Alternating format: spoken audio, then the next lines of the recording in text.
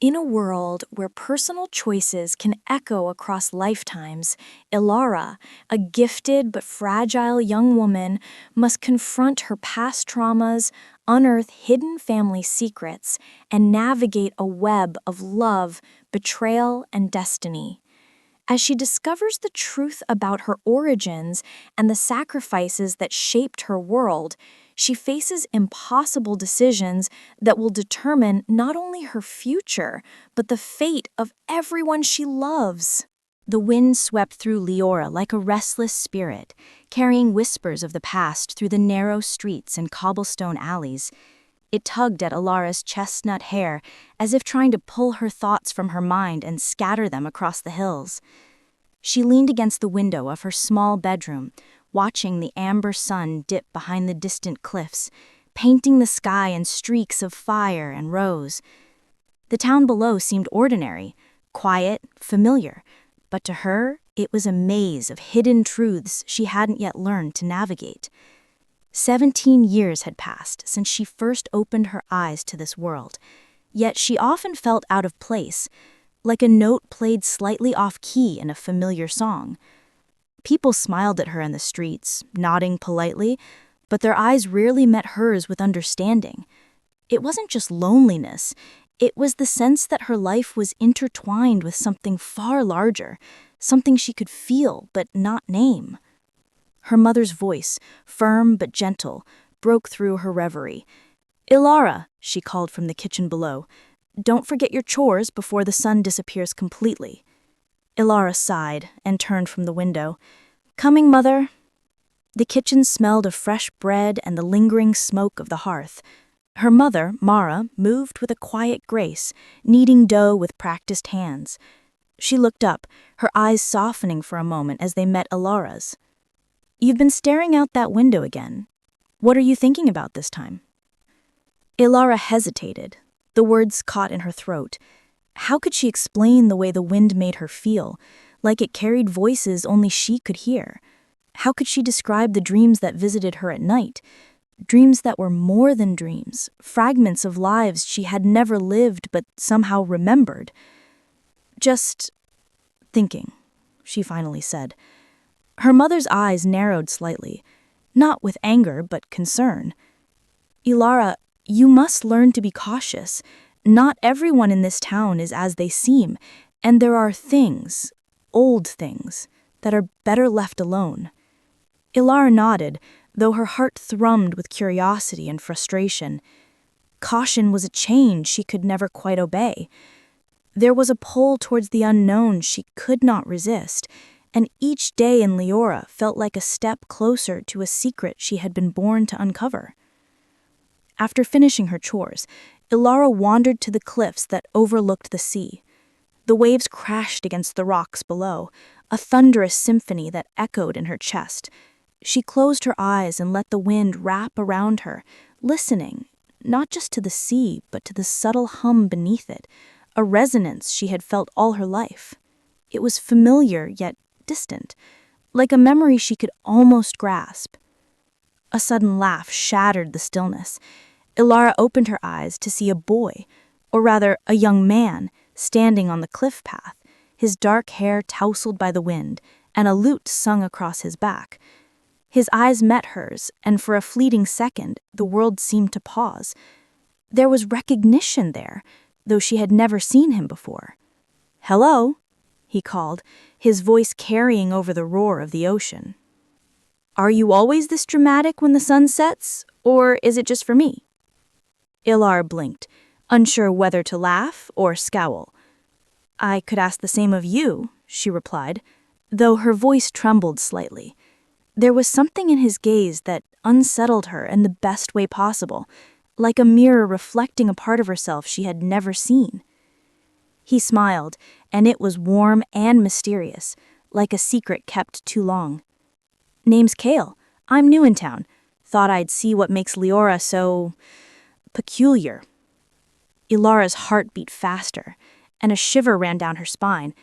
Peculiar was one word for it. Strange, magical, haunted, those words whispered themselves in her mind. And somehow, she knew that meeting Kael was not a mere coincidence. The wind howled again, louder this time, tugging at her hair and at something deep within her soul. It carried a whisper she could almost hear. Change is coming, and you cannot hide from it. Elara swallowed, feeling both fear and anticipation. Somehow she knew her life in Leora was about to unravel, and that the choices she made in the coming days would echo far beyond the cliffs, beyond the town, even beyond her understanding of herself. The night had a way of settling over Leora like a slow, quiet tide, and Elara lay awake beneath the thin linen sheets of her small room, listening to the wind wind its way through the cracks of the walls. The sea beyond the cliffs sang a low, persistent song, a rhythm that seemed to sync with her heartbeat. She had always felt this connection, the murmur of the world around her, the soft vibrations of life that others ignored. Yet tonight, there was something different, something sharper, as if the wind carried a warning she couldn't yet understand. Elara's eyes fluttered shut, but sleep did not come easily. Instead, a dream began to take shape, vivid and relentless. She found herself standing in a vast hall, the walls etched with strange symbols that shimmered faintly like they were alive. The air smelled of salt and candle smoke, and every step she took echoed louder than it should have. Shadows moved in the corners, not threatening, but curious, as if observing her, waiting for her to notice them. A voice whispered, soft, intimate, familiar. Leora. Her heart leapt, though she could not see the speaker. She turned, straining to catch a glimpse of whoever called her name. But the hall stretched endlessly, the ceiling vanishing into darkness. And yet she knew, somehow, that she was not alone. Something, or someone, was guiding her. She walked forward, drawn toward a glowing doorway at the far end of the hall. Beyond it, the world shifted. She was no longer inside a hall, but on a cliff overlooking the same sea she had watched from her bedroom window. Only now, the waves were different, alive with light that pulsed like living veins beneath the water. Figures moved across the horizon, people she did not recognize, yet their faces felt intimately familiar. She could see glimpses of them laughing, crying, fighting, loving, their lives intertwined in ways she could not yet comprehend. And then she saw a man, tall, with dark hair that fell across his forehead in a careless sweep. His eyes caught hers, piercing and sorrowful at once. Kael. The name rose in her mind like it had always belonged there. She wanted to speak, but no sound would leave her lips. A sudden gust of wind knocked her off balance, and the world shifted again. Now she was in a small, dimly lit room. Dust motes floated like tiny stars in the beam of moonlight coming through a cracked window. A man was sitting at a desk, pen in hand, writing furiously. She couldn't see his face clearly, but she knew it was him, her father. And though she had never known him beyond the faintest memories of laughter and a scent of cedar, she felt every pang of longing as though it were her own blood. The pen scratched across paper, and words grew faintly before fading away. Protect her. She will know. She will find the truth. Elara woke with a start, her heart hammering, sweat clinging to her skin. The moonlight had shifted across her room, and the wind outside had softened into a gentle whisper. Yet the dream lingered, heavy and real, as though it had left something inside her behind. Something urgent, something unfinished. She rose from her bed, moving to the window to watch the first hints of dawn touch the cliffs beyond. The memory of her father's words echoed in her mind. Protect her. She will know. She will find the truth. But what truth? And why did the dream feel like a memory instead of just imagination? Her mother's voice called from the kitchen again. Elara, are you still awake? Come down for breakfast. Elara hesitated, pressing her hand to the window frame as if she could anchor herself to the real world. The wind carried a faint salt scent, and she shivered despite the warmth of the morning. Something was shifting in Leora, something hidden beneath the familiar cobblestones and quiet streets, and she felt it in her bones. At breakfast, Mara noticed the pallor of her daughter's face. "You didn't sleep well again," she said gently, placing a steaming mug of tea in front of Elara. "Dreams?"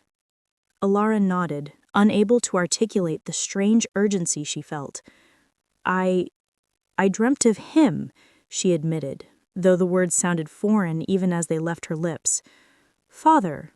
But not just him, others too, places I've never been, and yet it all feels like memory."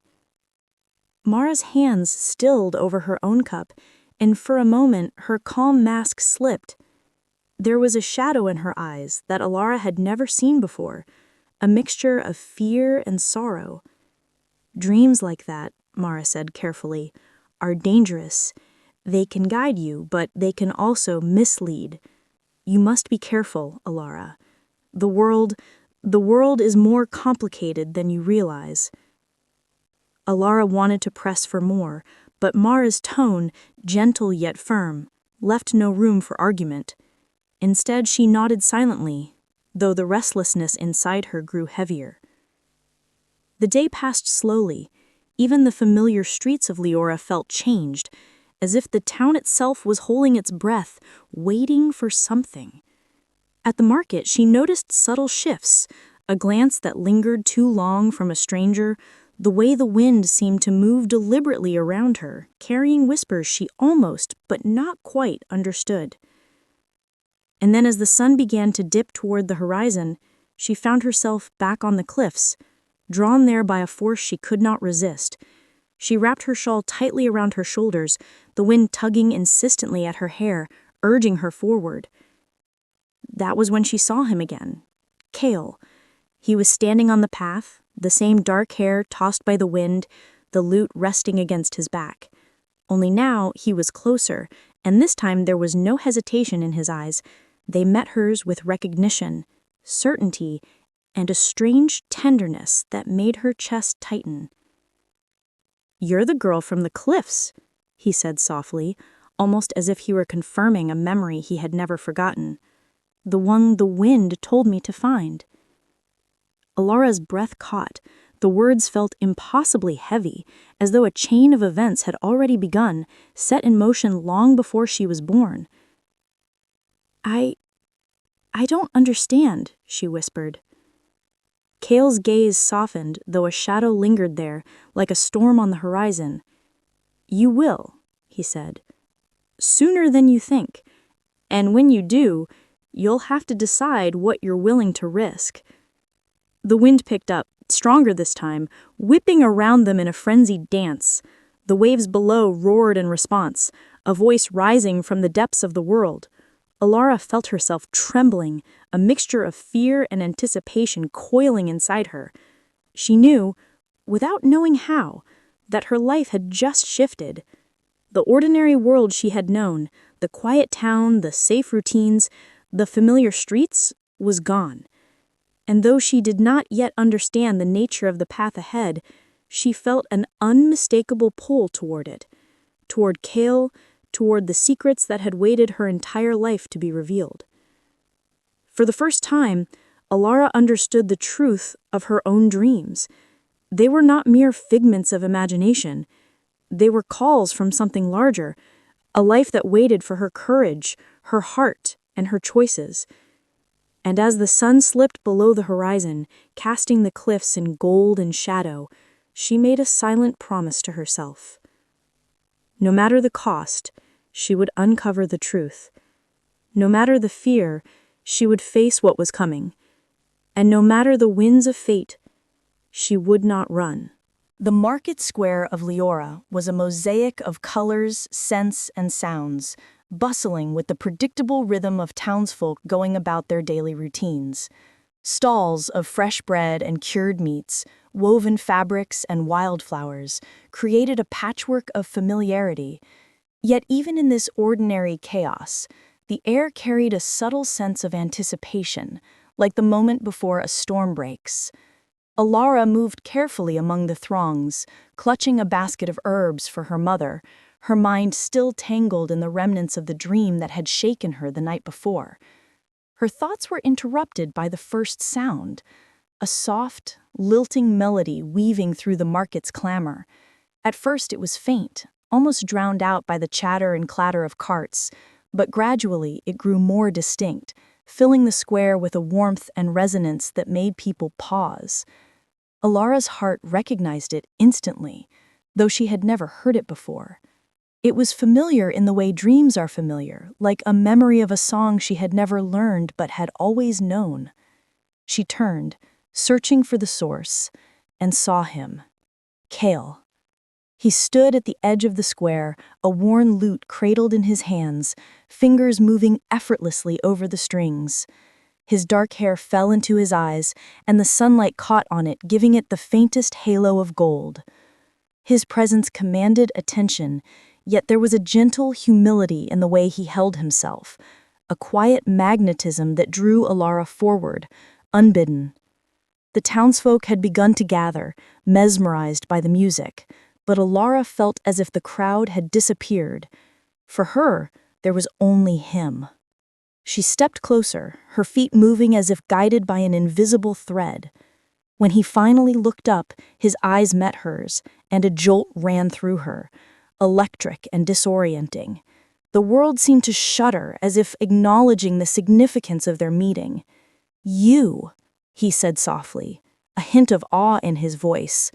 "You're the girl from the cliffs." Elara froze, unsure if he meant the cliffs she visited or the ones in her dream.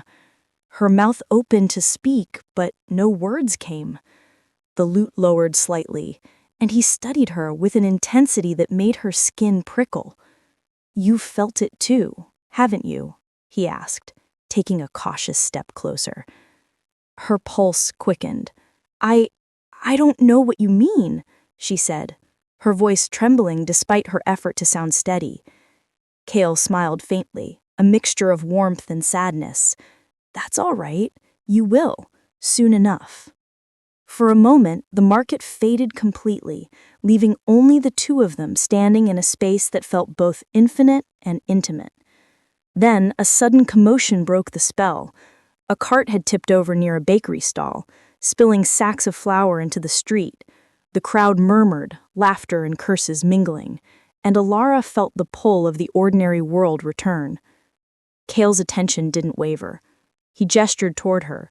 "Walk with me," he said, simply. And without thinking, she did. They moved through the winding streets of Leora, the noise of the market dimming behind them. Kael spoke little, but every word was deliberate, every glance loaded with meaning. Elara found herself drawn into a rhythm she hadn't known existed, as if the melody of his music had spilled into their footsteps. Finally, they stopped at a quiet alleyway shaded by the walls of old stone houses. Kael leaned his lute against the wall and turned to her, his expression serious. "You're different. I don't mean that in the usual sense. Most people live their lives without noticing the currents beneath the surface. You feel them. You hear them. You see things that others can't." Elara swallowed hard, the words resonating with something deep inside her. I've always felt like I don't belong," she admitted. "Even in my own home." Kael nodded, understanding without judgment. "I know. And that feeling is often the first step towards finding what you were meant to do." The wind picked up suddenly, rustling the leaves in the alleyway and tugging at Elara's hair. It was the same wind from her dream, carrying the faint hum of voices she could almost recognize. She closed her eyes, letting it wash over her, and felt a shiver run through her. "You heard it too," Kael said softly, as if reading her thoughts. "It's calling you, calling both of us." "Calling me?" she whispered, her voice barely audible. "Yes, and I think it's been calling me for a long time, too." Elara's heart raced, questions tumbling through her mind faster than she could form them into words. Who was he really? How did he know about her dreams? Why did it feel like she had known him forever, even though they had only just met? Before she could speak, Kael's expression shifted slightly, a shadow crossing his features. There are things you need to know, things your father left behind, things your mother won't tell you. And there are people who would do anything to keep you from learning them. Elara's stomach tightened. Her father, her mother, secrets. She felt a mixture of fear and exhilaration, the same thrill she had felt standing at the cliffs that first evening.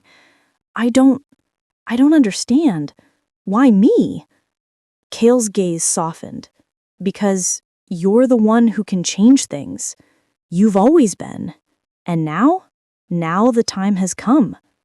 The wind gusted again, and a loose shutter banged against the wall of a nearby building. Elara wrapped her arms around herself, feeling both the chill and the sudden surge of destiny pressing down upon her. She looked at Kael, searching for reassurance, but all she found was quiet certainty.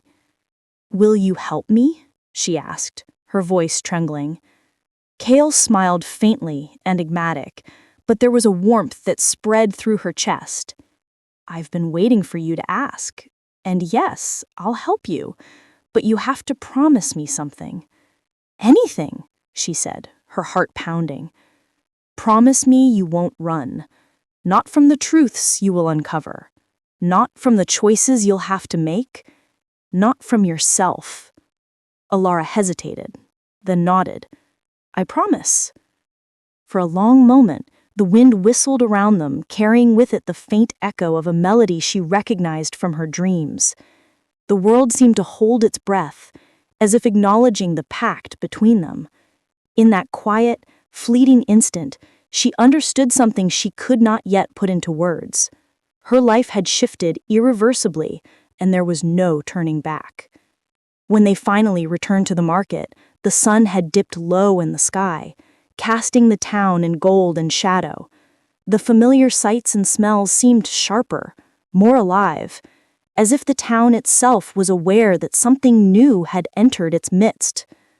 Elara felt the weight of what had begun pressing against her chest, heavy but exhilarating. She did not yet know the shape of the journey ahead, the dangers they would face, or the truths she would uncover. But for the first time in her 17 years, she felt the thrill of purpose, the sense that the currents beneath the world were finally calling her, and that she was ready to answer. And as Kael lifted his lute and began to play again, the melody carrying through the twilight streets, Elara realized something she could not yet articulate. This was only the beginning. The days that followed Kael's arrival blurred together for Elara. The town of Leora, once familiar and its comforting rhythm, now felt like a stage set for events she could not yet understand. Every street corner, every whispered conversation seemed to hold a secret just beyond her grasp. Her dreams had grown more vivid, more urgent, each one leaving a residue of longing and unease that lingered long after she awoke. It was on a day thick with the scent of rain and earth that she decided to explore her father's study, a small room at the back of their house that had always been off-limits. Mara had always claimed it was full of dust and useless memories, but Elara had never believed her. There had always been something in the locked door, something silent yet insistent, that pulled at her curiosity. Kael had accompanied her earlier that morning, not speaking much, but moving as if he understood the unspoken urgency. Together, they approached the heavy oak door, its surface worn smooth by years of handling, and Elara's hand trembled as she turned the key she had found hidden in her mother's jewelry box weeks ago. The door creaked open, releasing a scent of aged parchment and cedar, the smell of her father's life lingering like a ghost. Dust motes floated in the shafts of sunlight, giving the room an ethereal glow. Shelves lined the walls, packed with books, journals, and curious artifacts whose purpose Elara did not yet understand. A small desk sat beneath the window, cluttered with papers, quills, and an unfinished letter that seemed to have been abandoned mid-sentence. Elara stepped forward, reverence mingling with trepidation. Her fingers brushed over the spines of the books, each one a fragment of her father's mind, a map to a past she had only glimpsed in fleeting memories and whispered tales. She opened a journal, the leather cover soft under her fingertips, and began to read. The handwriting was familiar, deliberate, yet full of emotion, a mirror of the father she barely remembered. If you are reading this, my daughter, it means the time has come. There are truths in this world that you must see with your own eyes, not through the filter of caution or fear. You carry a gift, one that has been in our family for generations, a gift that must be understood and protected. There will be those who seek to use it for their own ends, and there will be moments when the weight of your choices will feel unbearable. Trust yourself, Elara. Trust your heart, even when the world tells you otherwise. Her breath caught, tears pricking at the corners of her eyes. This was the father she had longed to know, speaking directly to her across years of absence and silence. Kael placed a gentle hand on her shoulder, grounding her as the room seemed to tilt with the weight of revelation. "He was meant to see this," he said softly. "Your father left it for you because he knew you would need guidance." Elara nodded, unable to speak. She continued reading, each page unfolding new revelations, letters to her mother, accounts of strange events in the town's past, cryptic notes about powers that had lain dormant for generations. There were drawings, symbols she didn't understand, and descriptions of people whose names she had never heard, but whose presence felt familiar, as if they existed on the edge of memory. Hours passed without their noticing, until a soft knock at the door startled them both. Mara stood there, her expression unreadable, a mixture of caution, sorrow, and fear. "Elara," she said, her voice quiet but firm, "what are you doing in here?" Elara clutched the journal to her chest. "I had to know. About him, about father, about everything." Mara's gaze softened slightly, but the tension in her shoulders remained. "Some truths," she said, stepping inside, "are dangerous, not because they are false, but because people will do anything to keep them hidden. Your father's work, it drew attention. There are those who still remember and still watch. You must be careful." Kael's hand tightened briefly on Elara's, and she drew a deep breath. "We can handle it," she said, more to herself than anyone else. "We have to." Mara studied her for a long moment, her eyes searching for signs of innocence, of understanding, of fear. Finally, she sighed, a soft exhalation that seemed to carry the weight of years. "Very well," she said, "but remember, curiosity is a dangerous companion, and in Leora, curiosity can awaken more than just knowledge." After her mother left, Elara sank into a chair by the desk, the journal resting on her lap. Kael crouched beside her, his eyes scanning the shelves as though he could decipher the meaning of the symbols by sight alone. "Your father wasn't just hiding things," Kael murmured. "He was preparing for you, for this moment." Elara's fingers traced a diagram of interlocking circles, each etched with strange runes she could not yet decipher. "But why me? Why now? I'm just me." Kael smiled, faintly, with the weight of unspoken knowledge. "Because you're more than just you, Elara. You've always been more, and now the world needs that more." As the afternoon light waned, they continued exploring the room, piecing together fragments of a past that felt both alien and intimately familiar. Each discovery deepened the mystery. A locket containing a faded portrait of a woman who looked strikingly like Mara, yet with eyes that mirrored Elara's own. Letters from unknown correspondents, hinting at hidden alliances. Maps of places that seemed impossible, yet were drawn with such detail they could be real. And then, tucked beneath a pile of papers, Elara found a small, folded note written in her father's hand. "Beware Miren. She knows more than she should, and she waits. Trust only those who prove themselves, and remember, the wind will guide you when all else fails." Her pulse quickened. Miren, her cousin. She had heard whispers of her over the years. Miren, with her sharp eyes and sharper tongue, always observing, always scheming. The thought that she could be a threat, even now, sent a shiver down her spine. Kael's gaze followed hers as she read the note. "He's clever," he said quietly, "and dangerous, but you—" He hesitated, searching for the right word. "You're stronger than she expects. That's what she doesn't understand." Elara swallowed hard. "But how will I know what to do? How will I know what's right?" Kael leaned back slightly, letting his fingers hover over the edge of the desk. "You trust your instincts. You trust the truths that feel real, even if they scare you. And when you're unsure, you remember this moment. Remember that you are not alone." The room grew quiet, the shadows lengthening as the sun dipped below the horizon.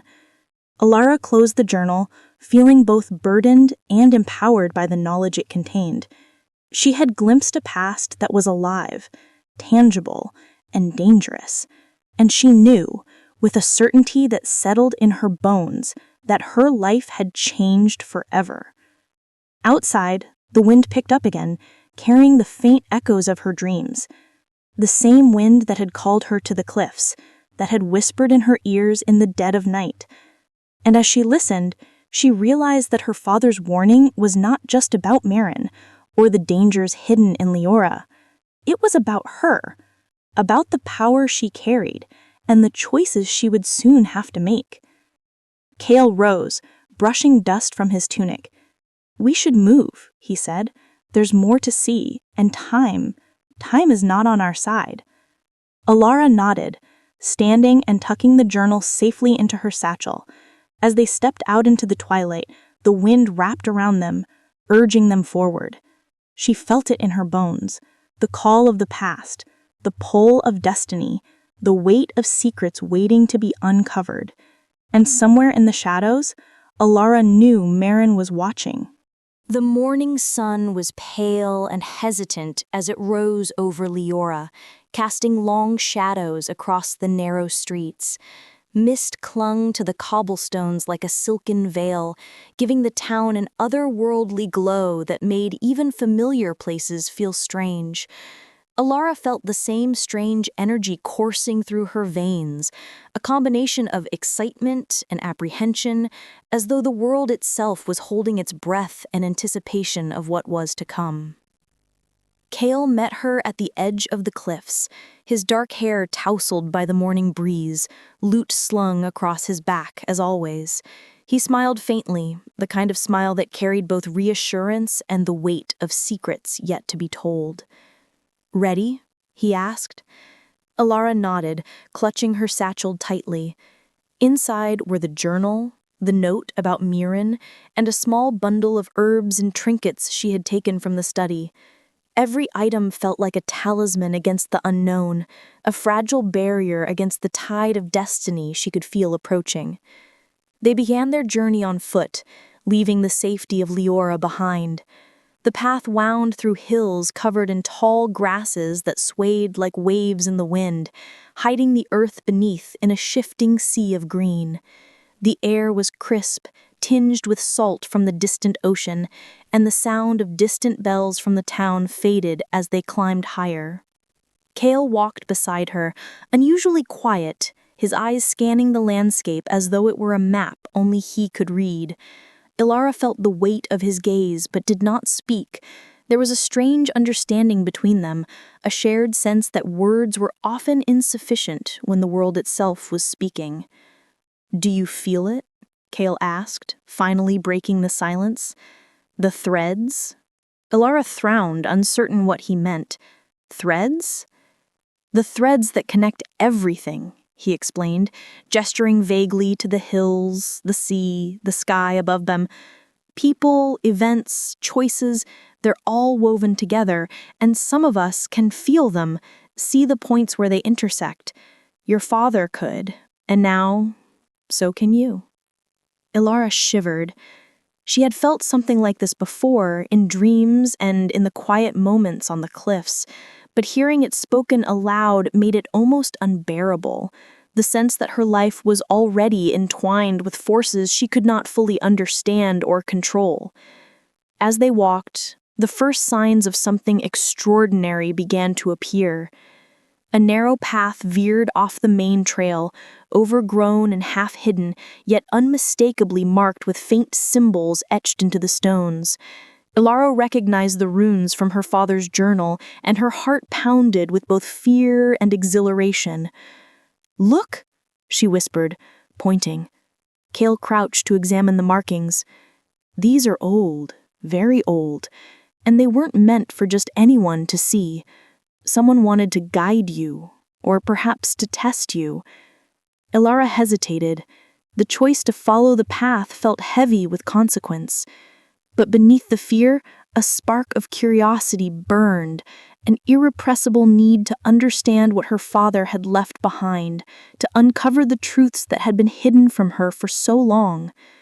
They followed the path into a dense grove, the air growing cooler as sunlight filtered through the canopy of leaves. The forest was alive with the sounds of birds and rustling foliage, yet there was an underlying hush, as if the world itself was listening.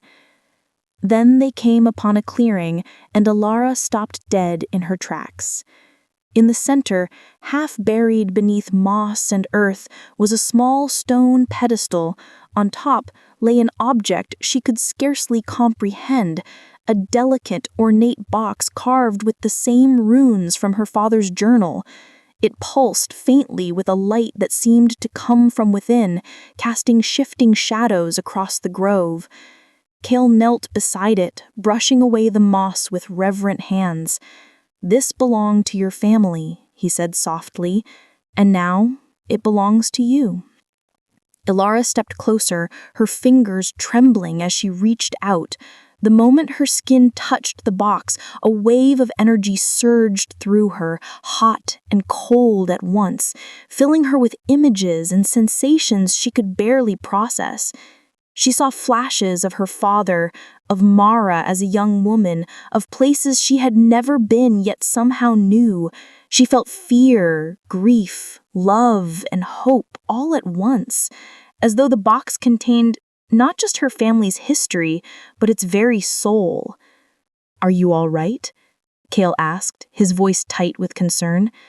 Elara nodded, though her knees threatened to buckle.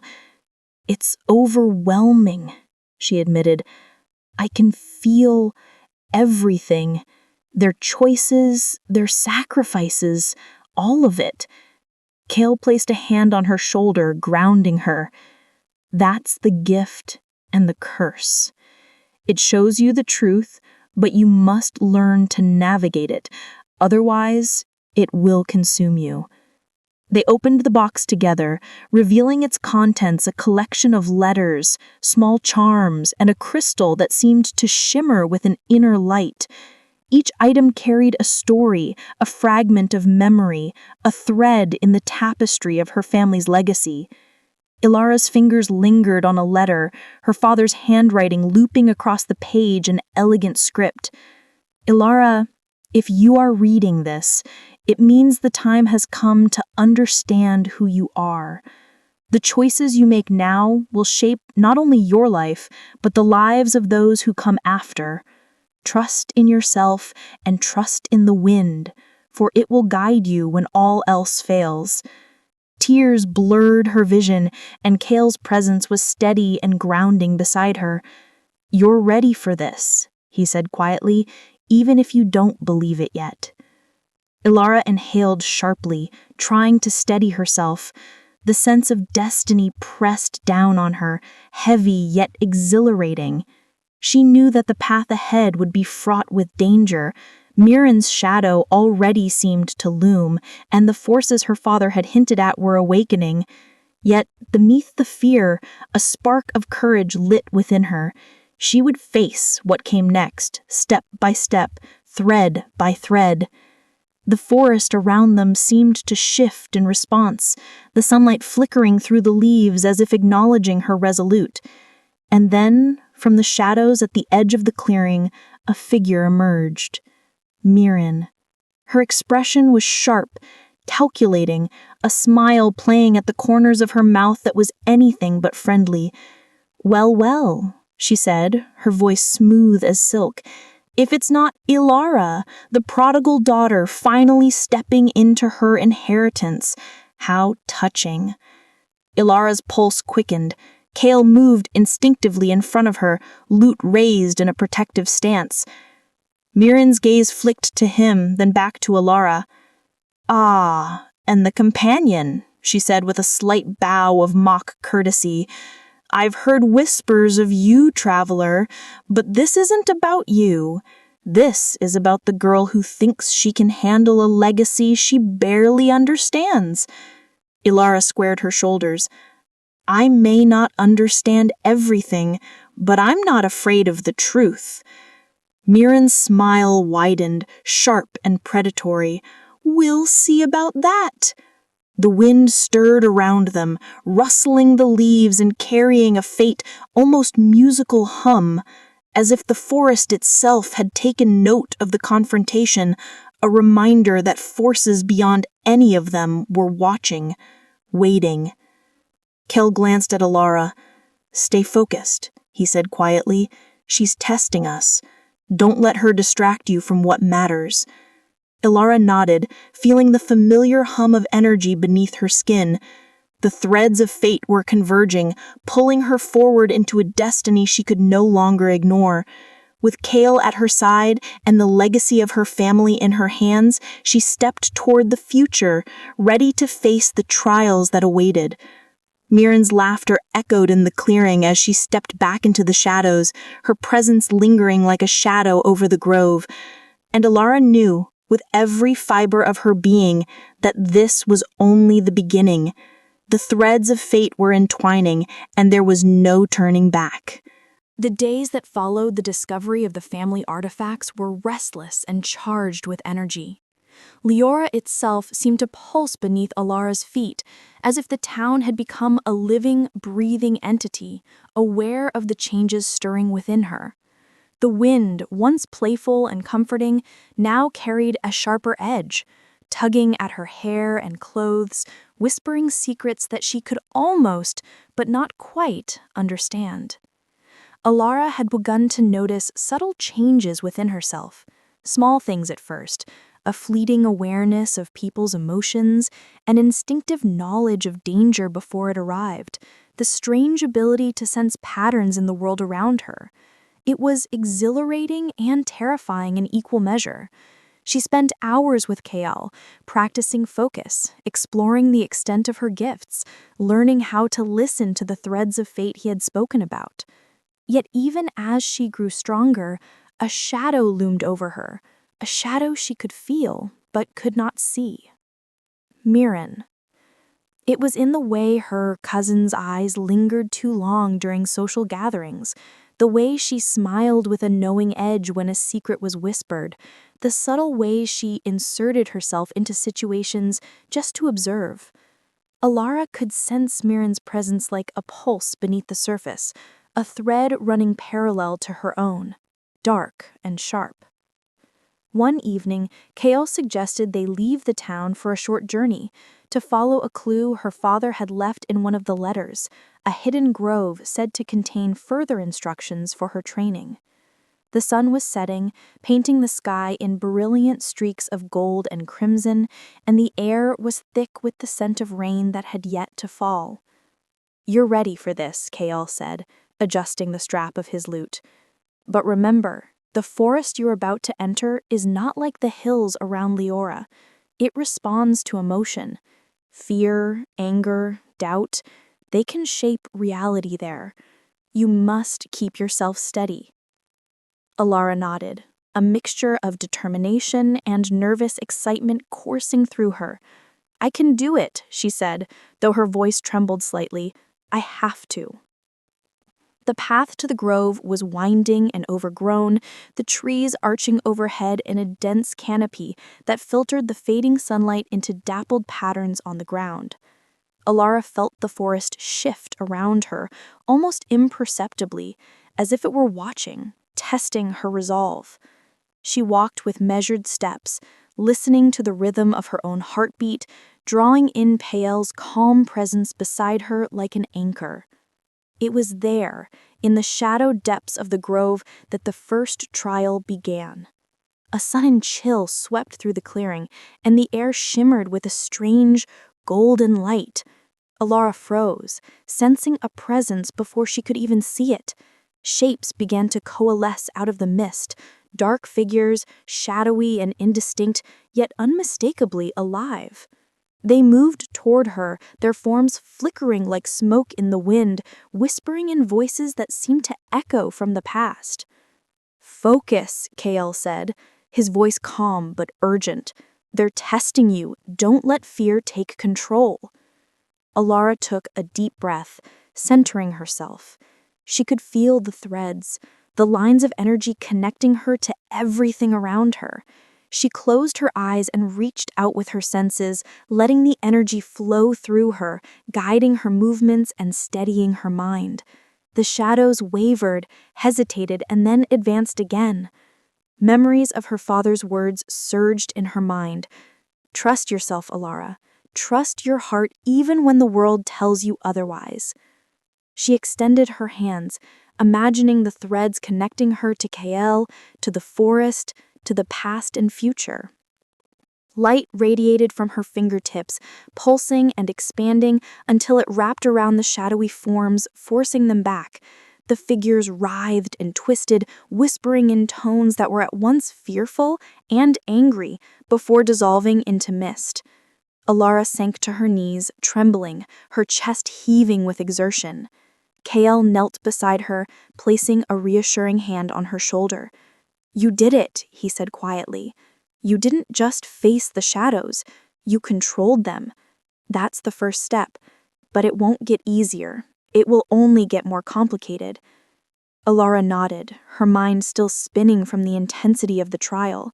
She had faced a fragment of the unknown and survived, but the experience had left a residue of doubt and fear that she could not shake. Before they could rest, a rustle in the underbrush drew their attention. A figure emerged, cloaked in the fading light. Elara's heart sank when she recognized the sharp lines of her cousin, Miren. "I wondered when you would leave the safety of Leora," she said, her voice smooth and cold. "And look at you, already playing with powers you barely understand. How quaint." Kael stepped in front of Elara, protective and alert. "Miren," he said evenly, "this isn't your concern." "Oh, it's very much my concern," Miren replied, circling them like a predator. "You've stepped into a legacy that belongs to me as much as it does to you. Do you think you can simply claim it without consequence?" Elara stood her ground, drawing strength from the forest, from Kael, from the threads that she had begun to sense. "I will protect what is mine, and I will learn everything I need to. You will not stop me." Miren's eyes glinted, a mixture of admiration and malice. "Bold," she said. "But boldness can be dangerous when paired with ignorance. Beware, Elara. You are walking a path that is far more treacherous than you know." Without another word, Miren stepped back into the shadows of the grove, disappearing as suddenly as she had appeared. Elara exhaled slowly, feeling the tension in her shoulders release slightly, but the chill of warning lingered. Kael turned to her, his expression serious. "She's watching, and she's clever, but so are you. And you're learning faster than anyone expected. That will give you the advantage, but only if you keep your focus." Elara nodded, her resolve hardening. She felt the weight of her father's legacy, the presence of her cousin's schemes, and the pull of destiny that had begun to guide her steps. Every choice, every action, every emotion could ripple outward in ways she could not yet comprehend, but she would not falter. As the sun dipped below the horizon, casting long shadows across the grove, Elara and Kael made their way back toward the cliffs.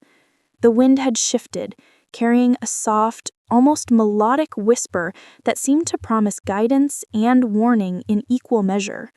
Elara listened, feeling the threads of fate entwine more tightly around her, binding her to the path that she had chosen. And though the shadows lingered and Miren's presence remained a silent threat, Elara knew one thing with certainty. She would not run.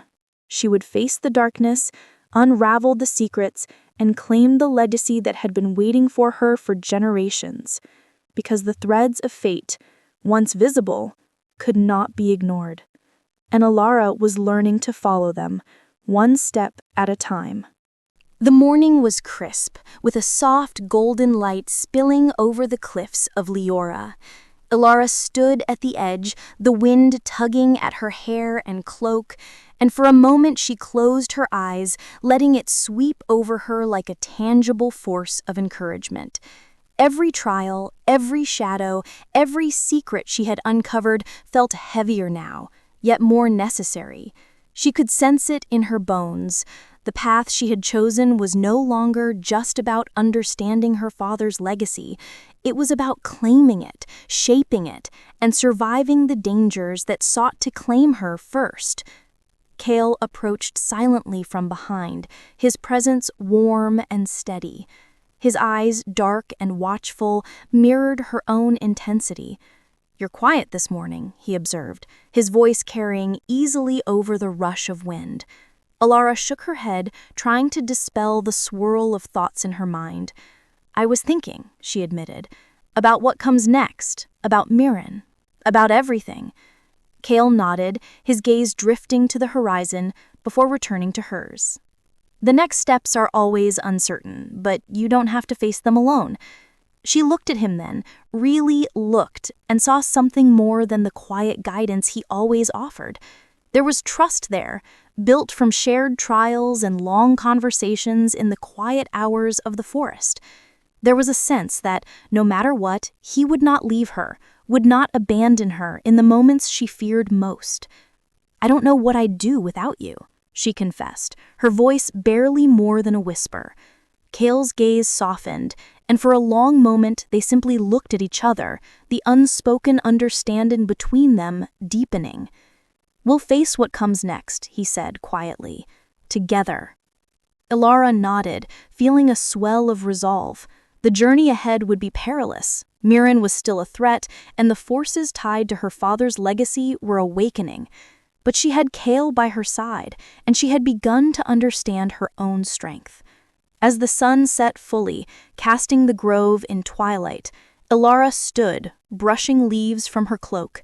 The wind whispered around her, carrying the promise of trials yet to come, of secrets waiting to be unraveled, and of danger that lurked just beyond the light. She felt the threads of fate tighten around her, weaving her destiny with an intricate, unbreakable precision. And as she and Kael walked back toward the cliffs, the first stars beginning to pierce the dusk, Elara understood something vital. The bonds of trust they had forged were as essential as the powers she was learning to wield. Without them, the shadows would consume her. With them, she could face anything, even the darkness that lay ahead. The wind swirled around her once more, a familiar and urgent companion. It whispered of trials, of secrets, of choices that could shape the future in ways she had yet to imagine.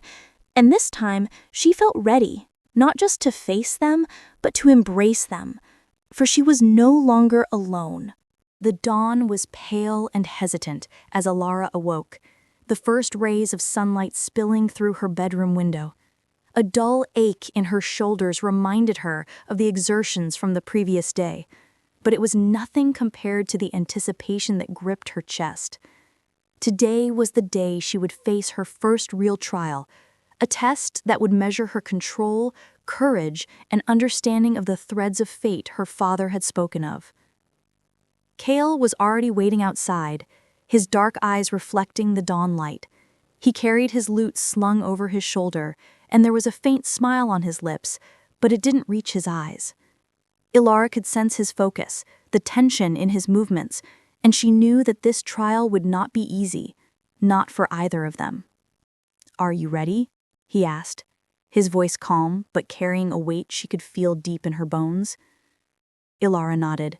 though her stomach churned with nerves. "I have to be," she replied. "There's no turning back now." They set off along a narrow path leading into the dense forest beyond the cliffs.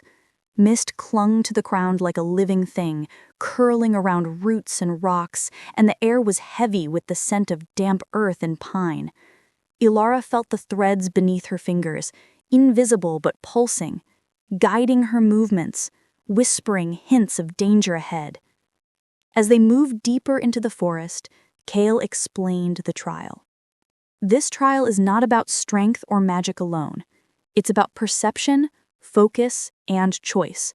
The forest will test you in ways you might not expect. Fear can blind you. Doubt can cripple you. But if you listen, truly listen, you'll find the path. Elara swallowed hard, nodding. She could feel the tension in the air, the forest vibrating with energy that seemed almost alive. She took a deep breath, centering herself, feeling the threads connect her to Kael, to the grove, and to the invisible currents of the world. They reached a clearing where the sunlight barely penetrated the thick canopy above. In the center, a stone circle glimmered faintly, etched with runes identical to those in her father's journal. Kael motioned for her to step forward. "This is where it begins," he said. "Focus on the threads. Let them guide you."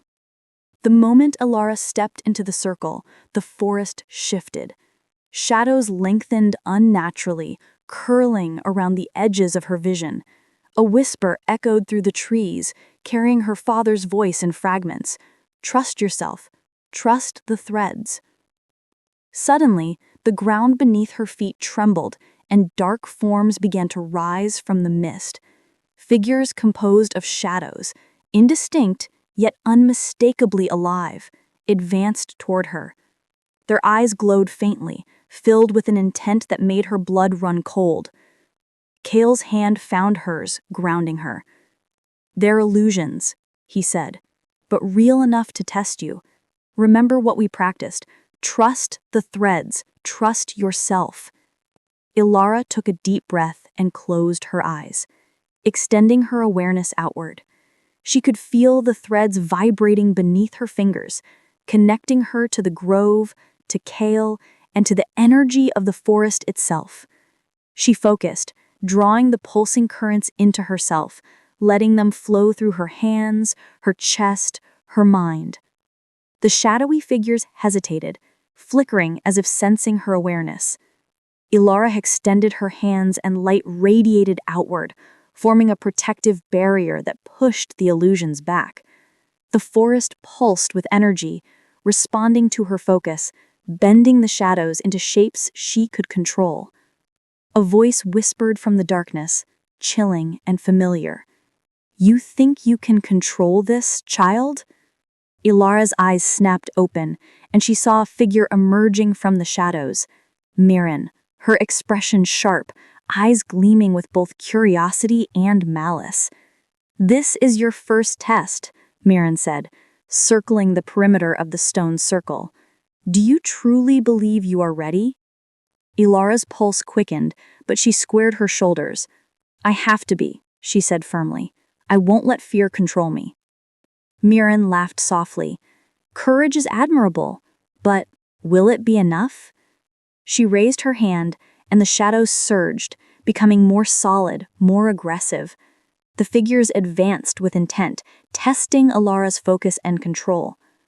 Kael stepped beside her, his hand steady on her shoulder. "Breathe," he instructed. "Focus on the threads. Let them guide you. Remember, you are stronger than you think." Elara drew a deep breath, feeling the energy pulse through her veins. She extended her hands, weaving the threads around the shadowy forms, bending their movements with her intent. Light spread outward, illuminating the clearing, and the shadows shrieked as they twisted and contorted, resisting, but ultimately yielding to her control.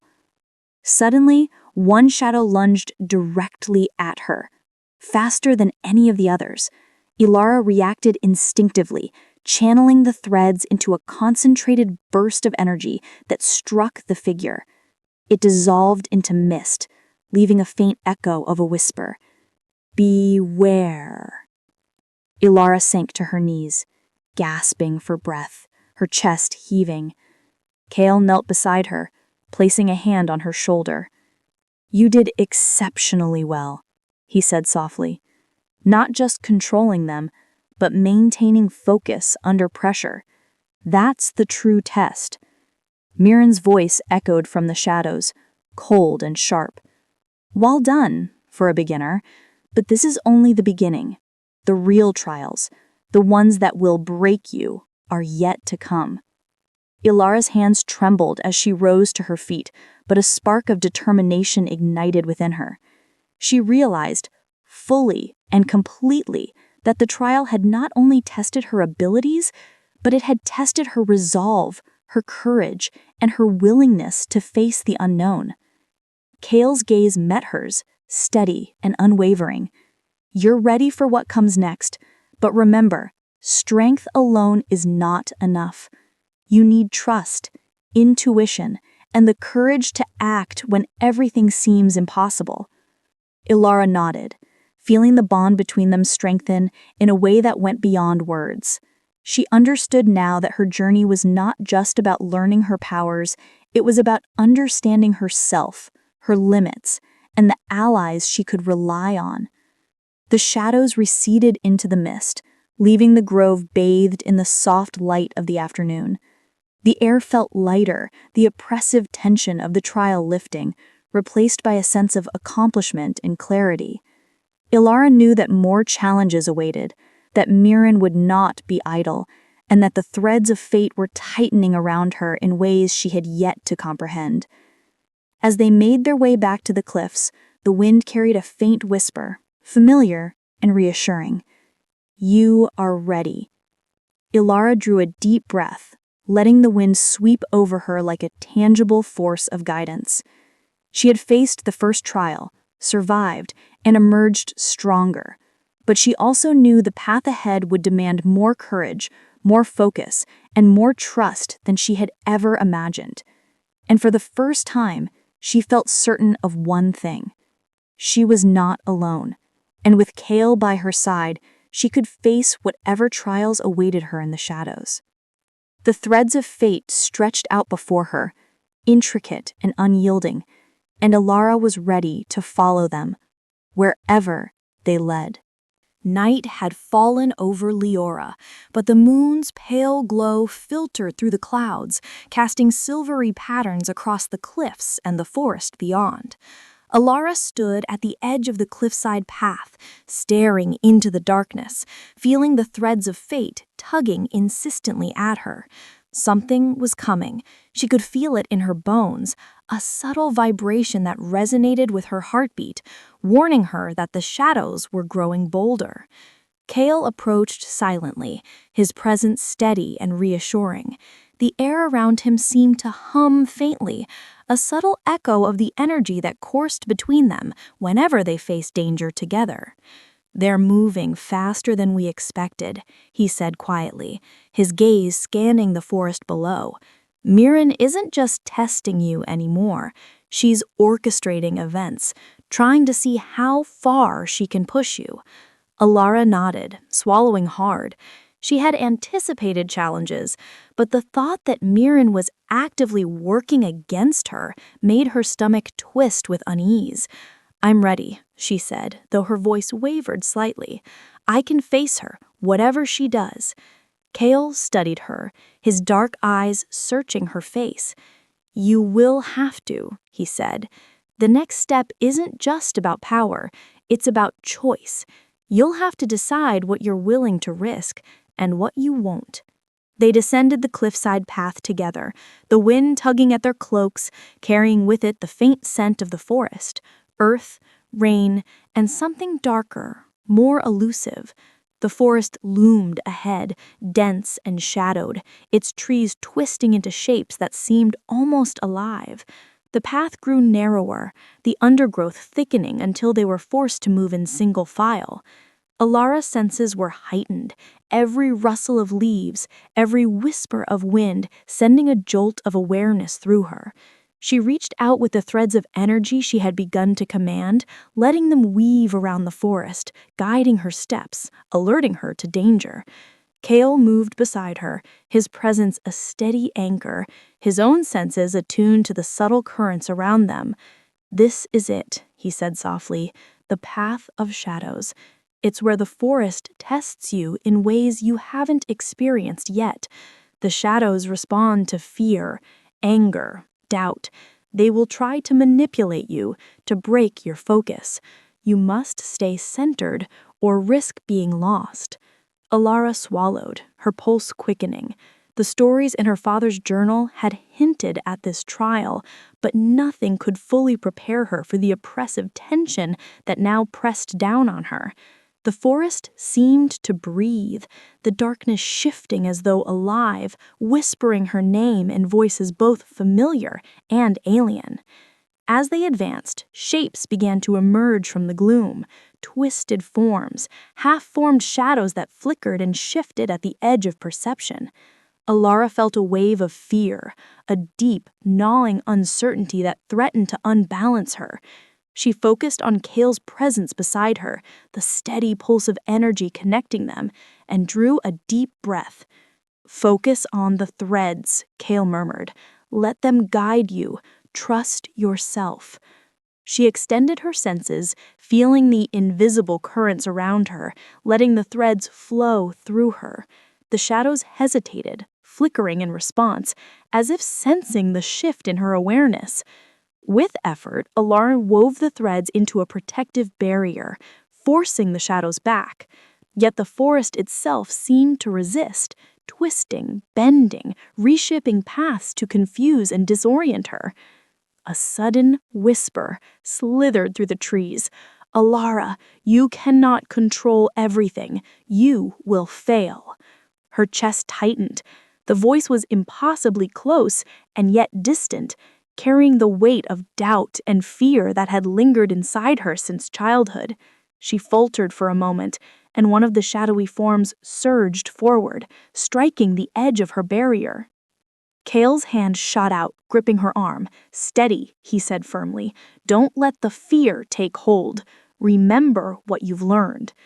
Elara drew a deep, shuddering breath, centering herself once more. She let the threads flow naturally, weaving them into a network that extended into the forest, linking her not just to Kael, but to the environment itself. Light radiated outward, pushing the shadows back and illuminating the path. A figure stepped from the gloom, Miren, her eyes glinting with amusement and malice. "Clever," she said softly, "but cleverness alone will not save you here. The shadows are patient. They learn from you." Elara squared her shoulders. "I won't be intimidated," she said, her voice firmer now. "I will face this trial, and I will not falter." Miren's smirk widened. "Bold words. Let's see if they hold when the forest tests your heart." At her words, the shadows surged with renewed intensity. Shapes shifted, twisting into forms from Elara's past, memories of her father's absence, the harsh words of peers, the sting of failure and doubt. Each figure whispered accusations, doubts, fears, echoing inside her mind. Elara's breath came in shallow bursts. She could feel the threads around her trembling, resonating with her emotions. Panic threatened to take hold, but Kael's steady hand on her shoulder reminded her of the bond they shared. "Trust the threads," he whispered. "Trust yourself." Drawing on every ounce of focus and courage, Elara extended the threads outward, weaving them into a radiant net that captured the shadows. They resisted, pulling and twisting, attempting to draw her into despair, but she held firm. Memories, fears, and doubts collided within her mind, yet she let the threads absorb and redirect the energy, transmuting fear into strength, doubt into clarity.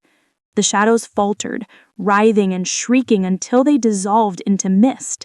The forest exhaled, the oppressive tension lifting slightly, though the whisper of Miren's presence remained cold and calculating. "You've grown stronger," Miren said, stepping back into the darkness. But the true test is yet to come. Your choices will shape more than just your destiny. They will shape the fate of everyone around you. Elara's knees ached and her chest heaved, but a fierce determination ignited within her. "I am ready," she said, the words carried through the forest like a declaration. "I will face whatever comes, no matter the cost." Kael placed a hand over hers, their fingers intertwining. "And I will be here," he said softly, "every step of the way." The bond between them felt tangible, a living thread of trust and understanding that strengthened Elara's resolve. She knew now that her journey was not just about mastering her powers. It was about learning to rely on those she trusted, to act with courage and conviction, even when the path was shrouded in darkness. As they emerged from the forest, the first hints of dawn painted the sky in pale hues of gold and pink. The wind carried the faint whisper of approval, the threads of fate settling around her like a protective cloak. Elara exhaled, feeling the exhaustion and exhilaration of the trial wash over her. She had faced the shadows, confronted her fears, and held fast to the bond that anchored her. But she also knew that the path ahead would only grow more dangerous, that Miren's schemes would escalate, and that the threads of fate would continue to challenge her in ways she could not yet imagine. Yet for the first time, she felt an unshakable certainty. She was not alone. With Kael by her side, and with the growing understanding of her own strength, she could face whatever trials lay ahead. And in the depths of the forest, where shadows still lingered, Elara knew that she had taken her first true steps along the path that would shape not only her destiny, but the fate of everyone she loved. The morning air was thick with the scent of rain, a subtle, earthy perfume that clung to the forest floor and the edges of the cliffs above Leora. Elara stood at the edge of the grove, staring down at the intricate runes carved into the stones around her. Each symbol pulsed faintly, responding to the energy she had learned to channel. She traced one of the carvings with her fingers, feeling the warmth radiate through her hand. It was almost like a heartbeat, a connection to something, someone beyond the physical world. Kael stepped beside her, his dark eyes scanning the grove with careful attention. "This place is more than a training ground," he said softly. "It's a repository of your father's knowledge, his legacy. Everything you've learned, every thread you've touched, it's all tied to this place." Elara nodded, her mind buzzing with questions. "Then why did he hide it from me? Why leave me the fragments instead of showing me everything?" Kael's expression softened, though his eyes remained serious. "Because he knew the truth would be overwhelming. He wanted you to grow into it on your own, to discover not just the power, but the responsibility that comes with it." Responsibility. The word lingered in Elara's mind, heavy and potent. She could feel the weight of her father's choices pressing down on her, the echoes of decisions made long before she was born. Each artifact, each letter, each rune was a fragment of a story she was only beginning to understand. And yet the more she uncovered, the more she realized that the path her father had walked was fraught with danger and moral ambiguity. Kael headed her to a small alcove hidden beneath the roots of the ancient oak. There, half buried beneath earth and moss, lay a chest carved from dark wood and etched with symbols that glimmered faintly in the dim light. Elara knelt beside it, brushing away the dirt and revealing the intricate craftsmanship. "This is his most personal repository," Kael said. "What's inside will change how you see everything." Elara's fingers trembled as she lifted the lid. Inside lay a collection of letters, sketches, and journals. Each item was meticulously preserved, and the moment she touched them, a surge of energy coursed through her. She felt the threads of her father's life intertwining with her own, pulling her into memories she had never lived but somehow knew intimately. She picked up a letter, unfolding it carefully. The handwriting was precise, elegant, but carried a weight that made her heart ache. Elara, if you are reading this, it means the time has come for you to understand not only the power you have inherited, but the choices that come with it. The threads of fate are not gentle. They demand sacrifice, discernment, and courage. Trust yourself, even when the world doubts you. Alara's eyes blurred with emotion. He trusted me, she whispered. Kael placed a hand on her shoulder, grounding her. He believed in you even when you couldn't see it, and so do I. As she sifted through the chest, she uncovered sketches of intricate devices, runic diagrams, and journals detailing her father's encounters with forces she had yet to fully comprehend. Some entries were warnings, others were reflections, but all carried the weight of someone who had lived with knowledge far beyond what most could imagine. One journal entry caught her attention. The threads are fragile. Every action, every decision, creates ripples that echo through time. Miren seeks to unravel them, to bend the threads to her will. She will tempt with promises of power, yet every choice she offers carries a cost. Elara must learn not only to follow the threads, but to understand which paths preserve the balance. Elara felt a shiver run through her. Miren's schemes were deeper than she had realized, and her cousin's manipulations were only beginning. The journal warned of moral dilemmas, of choices that could not be judged by simple measures of right or wrong. Kael studied her closely. "This is why the trials matter," he said. "It's not just about mastering your abilities. It's about understanding the consequences of using them. You're stepping into a legacy that is as much moral as it is magical." Alara's mind raced. She had faced shadows, illusions, and her own fears, but the true challenge was coming into focus. The weight of choice, the responsibility to act wisely, and the temptation to take shortcuts for power or advantage. Miren would test all of that, and perhaps more. Suddenly, the wind shifted, carrying a faint, deliberate whisper. "You are not prepared." Alara's fingers tightened around the journal. The forest seemed to pulse, responding to the tension in the air. Kael's eyes narrowed. "Miren," he said, his tone low. "She's close." Before Elara could react, a figure emerged from the shadows, tall, elegant, and eyes that gleamed with calculated amusement. Miren's smile was sharp, predatory. "You've been busy," Miren said, her gaze sweeping the chest and its contents. "Digging through the past, uncovering secrets, learning to bend shadows. Impressive. But knowledge alone isn't power, and power, without judgment, can destroy you." Elara stood her ground, the threads of energy coiling around her like a protective embrace.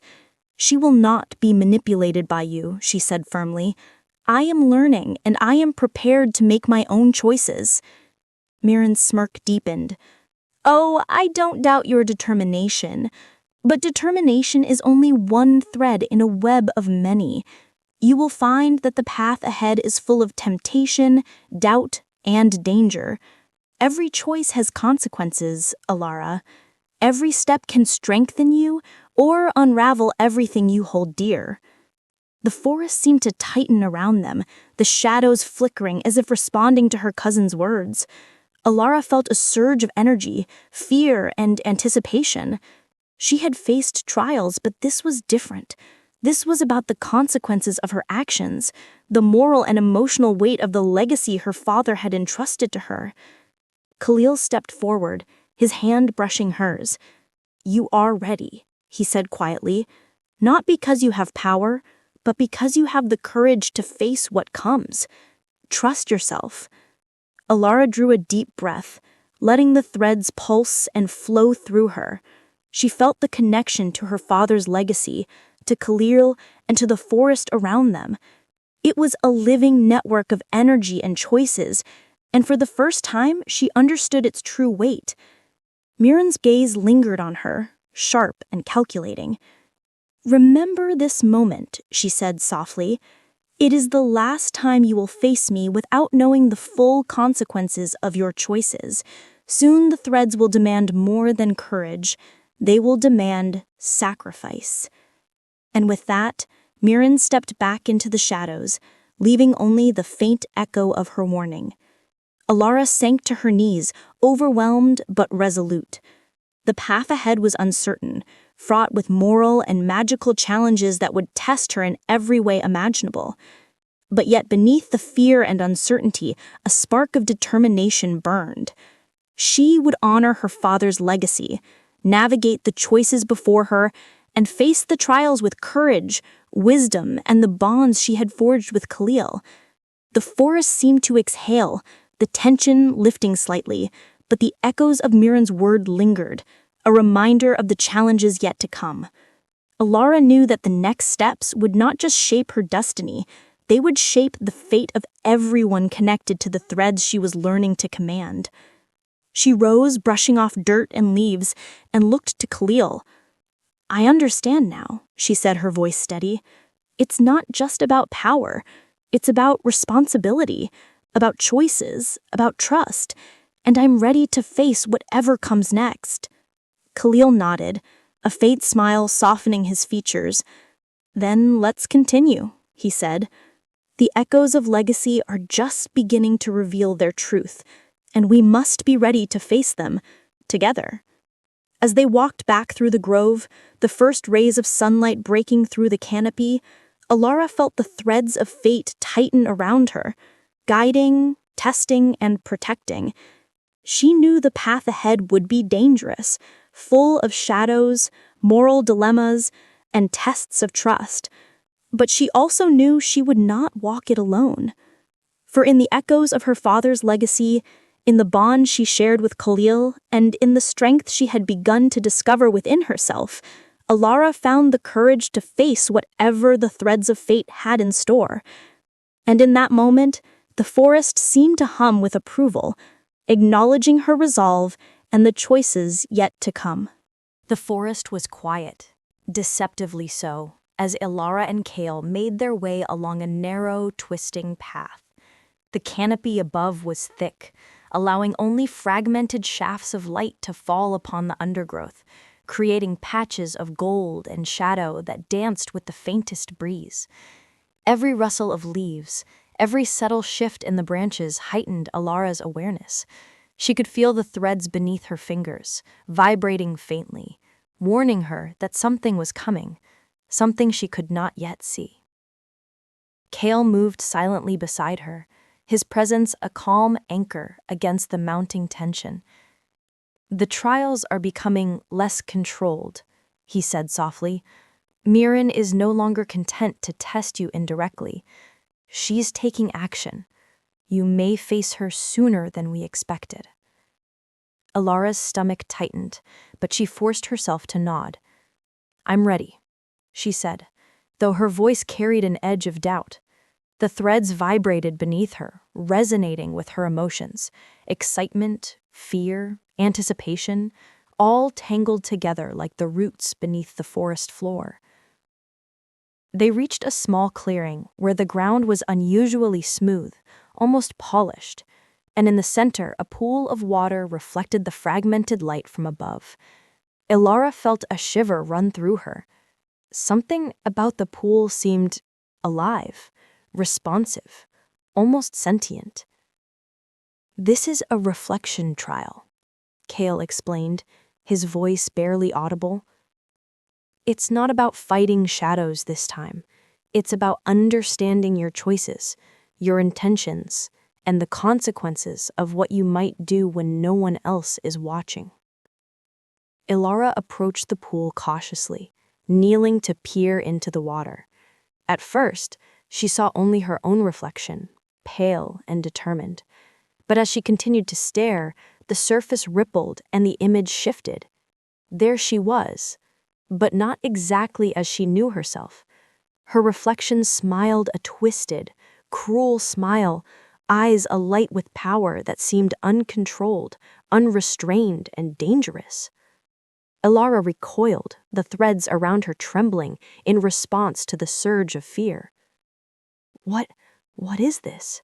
she whispered. "This is a mirror of what could happen," Kael said, his voice steady. "The pool reflects your choices, both what you have made and what you might make. It's a warning and a guide.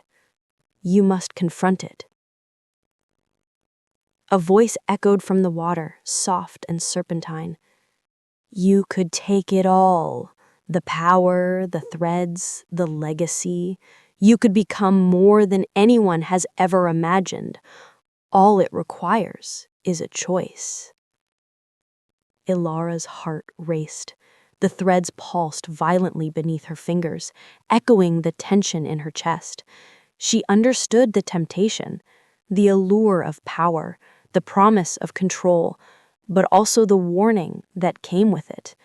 Every action had consequences, and this reflection was showing her what she might become if she chose the easy path, the path of selfishness and ambition.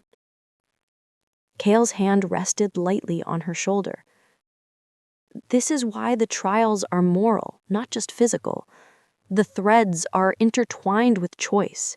You must decide who you are, even when the path is difficult." Elara drew a deep breath and extended her senses, letting the threads flow through her. She reached toward the reflection, feeling the pull of potential power, the seductive promise of mastery. But she also felt Kael beside her, the forest around her, and the echoes of her father's guidance through the threads. "No," she whispered, "I won't take the path that harms others." The reflection wavered, its cruel smile faltering, but the pool rippled violently, throwing waves of distorted images into the clearing. Shadows emerged from the edges of the water, coalescing into forms she had seen before. Familiar faces twisted by anger and fear, memories of failure, loss, and doubt. Miren stepped from the shadows, her presence immediate, chilling. "Ah, you're learning quickly. But can you resist when temptation calls louder than conscience? Can you truly make a choice without fear or desire clouding your judgment?" Elara's pulse surged. Her fingers trembled as the threads pulsed erratically around her. I can," she said, though her fingers trembled as the threads pulsed erratically around her. Miren's eyes glinted with both admiration and malice. She said, "We'll see." With a gesture, the shadow surged forward, attacking not just physical force, but with illusions designed to exploit Elara's fears. Figures leapt from the darkness, shapes from her past failures and insecurities. Each one whispered doubts, accusations, fears, demanding surrender, demanding control.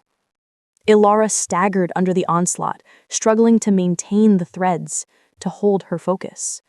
Kael moved beside her, his own energy anchoring hers, but the strain was immense.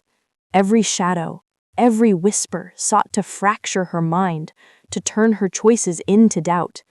The reflection in the pool shifted again, showing Elara bending the threads with mastery, but at the cost of those around her.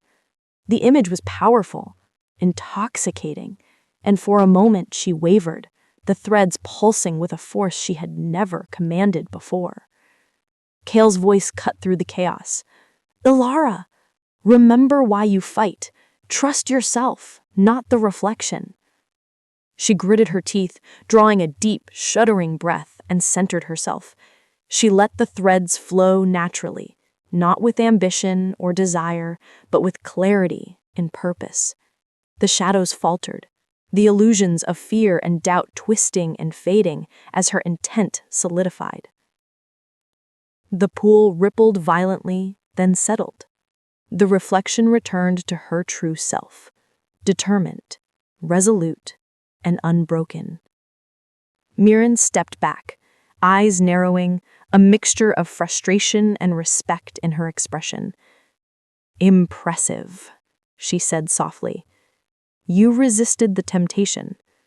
But know this, the threads will fracture again, And next time, the cost will be higher. The forest seemed to exhale, the oppressive tension lifting, though the echoes of Miren's warning lingered. Elara sank to her knees, exhausted but resolute. She had faced her first true moral test and emerged with her integrity intact. But she understood now that the path ahead would be filled with similar choices, each more challenging than the last, each with consequences that could ripple outward in ways she could not yet predict. Kael necked beside her, brushing dirt and leaves from her cloak. "You've proven something vital today," he said. "Strength without conscience is meaningless. You have both, Elara. Never forget that." Elara nodded, feeling the bond between them deepen in a way that transcended words. It was not just trust or friendship, it was a shared understanding of responsibility, courage, and the consequences of choice. As they emerged from the clearing, the first rays of sunlight broke through the trees, painting the forest in hues of gold and silver. The threads of fate pulsed steadily around her, a reminder of the trials to come and the choices that would shape her destiny. She understood, with a clarity she had never felt before, that the path of shadows was not just about confronting external threats. It was about confronting herself, her fears, her desires, and the moral weight of every action. And with Kael by her side, she knew she could navigate the fractures in the threads, even as the shadows waited, patient and cunning, for the next opportunity to test her resolve. For the first time, she felt a profound certainty. She was ready, not just to wield the threads of fate, but to walk the path of responsibility, courage, and choice. And whatever darkness lay ahead, she would face it unbroken. The forest seemed to hum with a quiet, almost sinister anticipation as Elara and Kael moved through the dense undergrowth. Shadows stretched long between the trees, and the wind carried faint whispers, teasing the edges of her perception. Every instinct screamed that something was amiss, that the threads beneath her fingers were pulsing with hidden tension. Kael's expression was taut with concern. "I don't like this," he muttered, his voice barely audible over the rustling leaves. "Miren has been active. I can feel the traces of her manipulations in the threads. This is more than a simple trial. It's a trap." Alara's stomach tightened, but she forced herself to nod. "Then we stay alert," she said, her voice steadier than she felt. "We can handle whatever comes." As they advanced, the forest seemed to shift around them. Paths twisted unexpectedly, familiar landmarks distorted into unfamiliar shapes, and the wind grew heavy with a subtle, almost tangible tension. The threads violently vibrated beneath her fingers, responding to both her own unease and the lingering presence of Miren's influence. "This is her work," Kael said, his tone low but firm. "She's trying to unbalance us, to fracture your focus before the real confrontation begins. Every step we take is influenced by her." Elara clenched her fists, letting the threads pulse through her, anchoring her senses, weaving a protective web of energy around herself and Kael. She had grown stronger through the trials, but the forest felt alive in a way that she had never experienced before, watching, testing, and subtly manipulating every move. They reached a clearing, and at its center, a structure loomed, an abandoned tower, half consumed by ivy and shadows. Its windows were dark, and the stone walls seemed to pulse faintly, as though imbued with a hidden energy. "This is where she wants us," Kael said grimly. "I can feel it. The threads converge here, but there's a distortion, something she's created to challenge you beyond what we faced before." Alara's pulse quickened. The tower's presence was overwhelming, the air thick with the weight of anticipation and hidden traps. She could feel the threads stretching, twisting around her fingers, guiding her forward, yet warning her of imminent danger. As they approached the entrance, a figure stepped from the shadows. Not Miren, but a younger woman, cloaked and hooded with eyes that seemed familiar yet distant. "Greetings," the figure said, her voice smooth and melodic. "I am here to guide you. Step into the tower and your path will become clear." Elara froze, her instincts screaming that this was a deception. Kael's hand found hers, grounding her. "It's a trap," he whispered. "Do not trust her." The figure tilted her head, a faint smile curling at the corners of her lips. "You doubt me? Such caution will serve you well. But hesitation can also be dangerous. The threads are already in motion. Time is short." Elara took a deep breath, feeling the threads pulse against her palms. She could sense the subtle distortions, the inconsistencies in the woman's energy.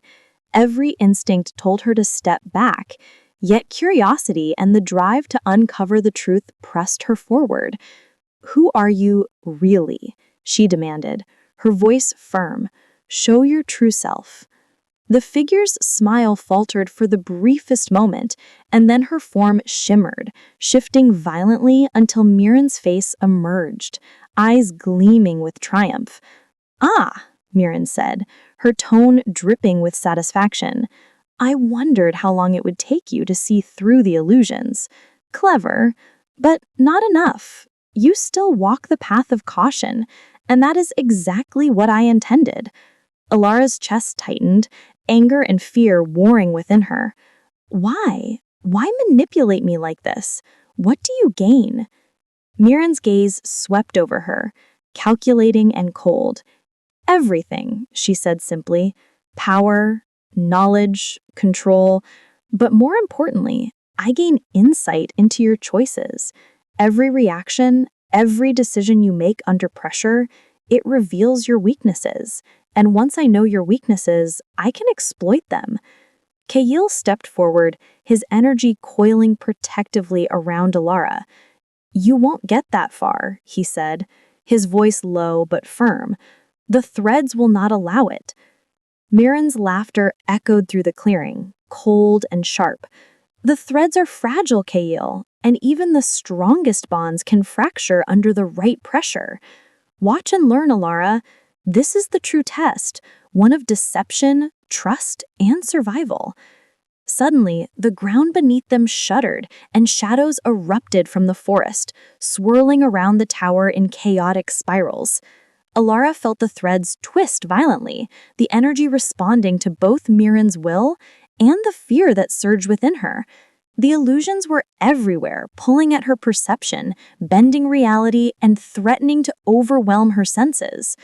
Elara closed her eyes, drawing a deep breath, letting the threads flow naturally, weaving a protective web that anchored her to Kael and the forest around them.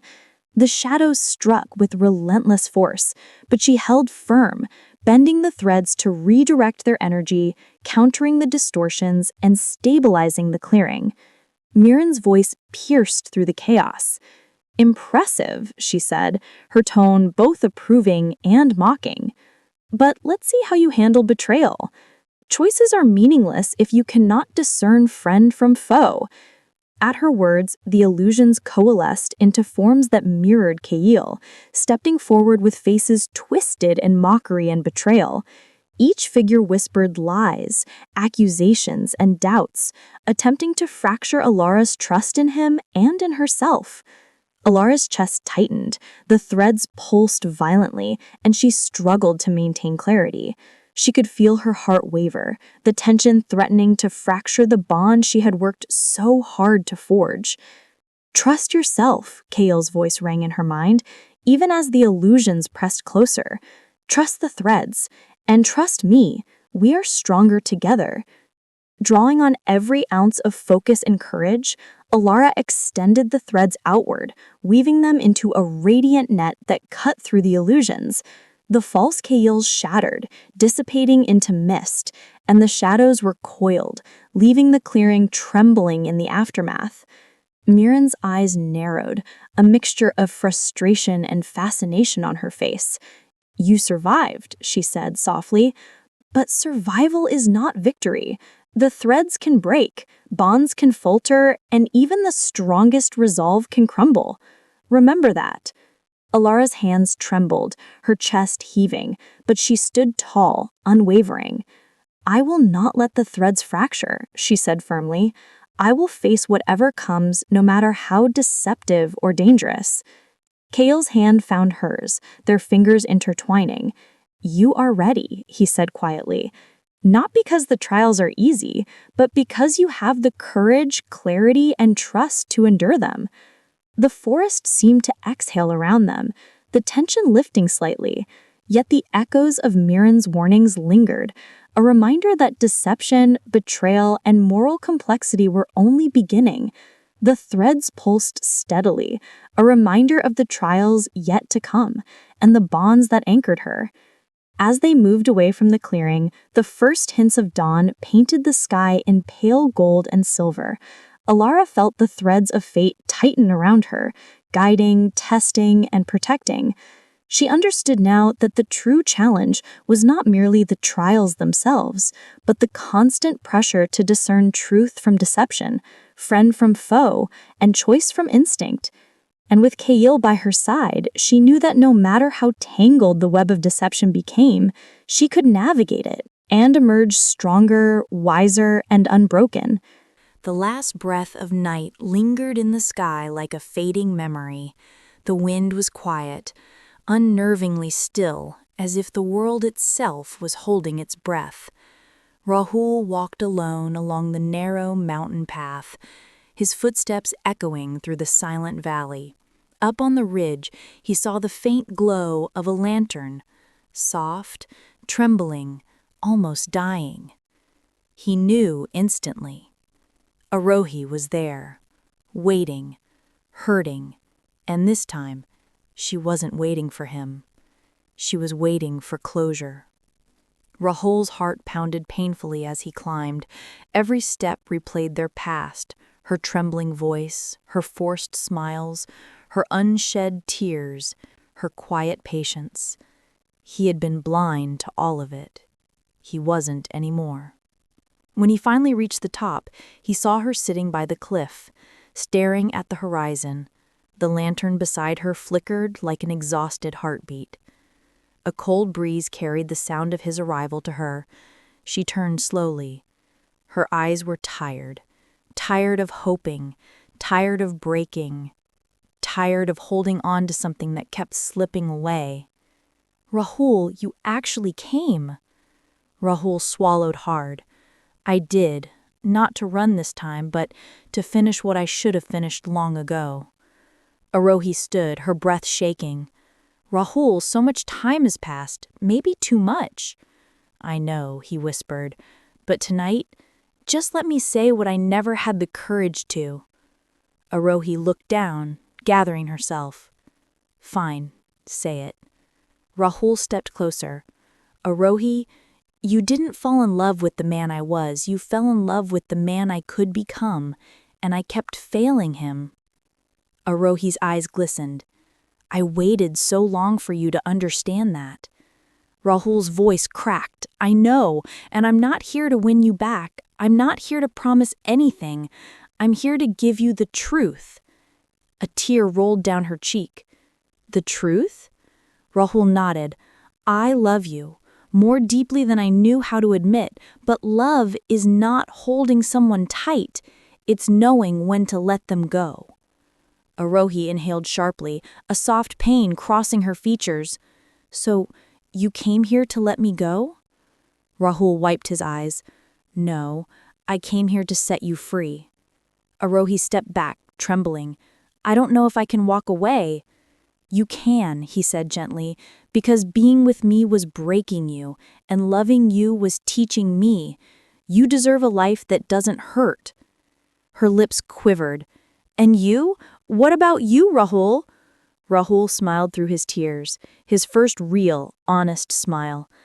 I'll heal, slowly, quietly, but with peace, because I finally chose what's right, not what's easy. Arohi placed a hand on his chest, feeling the tremor of his heartbeat. Rahul, you were the chapter that changed my whole story. And you, he whispered, were the light that changed mine. She closed her eyes for a moment, one final moment, letting every memory wash over her. Then she stepped back. The lantern went out. A new light rose instead, the first golden stroke of sunrise spreading across the sky. Arohi turned toward the path leading down the mountain. Her voice was soft, but strong. Goodbye, Rahul. Rahul didn't stop her, didn't call her back, didn't break. He simply watched. Her silhouette grew smaller, then disappeared beyond the bend. And in that quiet, painful, beautifully peaceful moment, Rahul felt something he had never felt before. Not emptiness, not loss, freedom. He wasn't receiving love, but he had finally learned to give it. Not by holding on, but by letting go. And that was the real ending of their story.